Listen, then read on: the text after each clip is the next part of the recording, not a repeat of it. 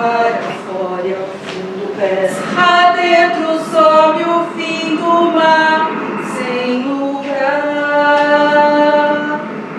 Conjure e chora quem navega, já sem terra pra avistar.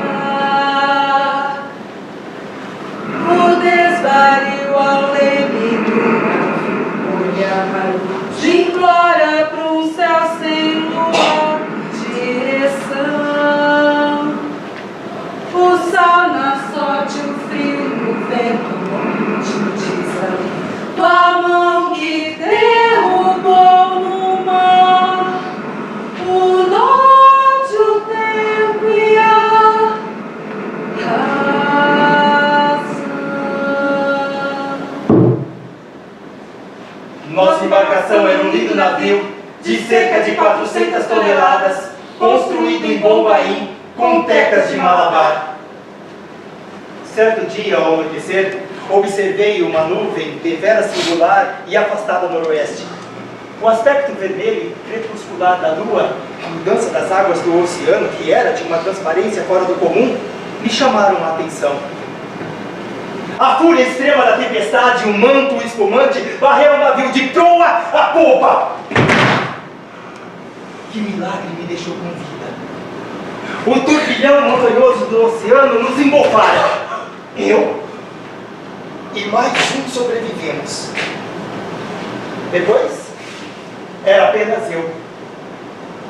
Depois de alguns dias, com a embarcação numa velocidade incompreensível, avistamos um outro navio. Imenso, intocado pela tempestade. O nosso navio afundou. Só eu pulei para o outro navio. Não me perseguiam. Escondi, mas não era preciso.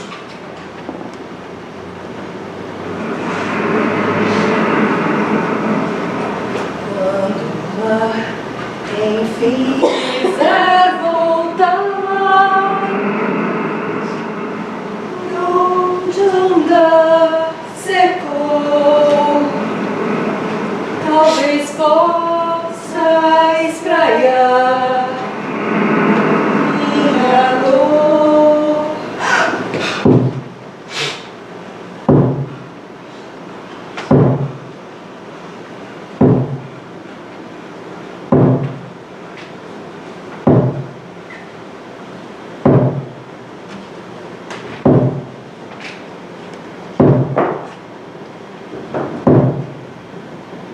Estão mortos!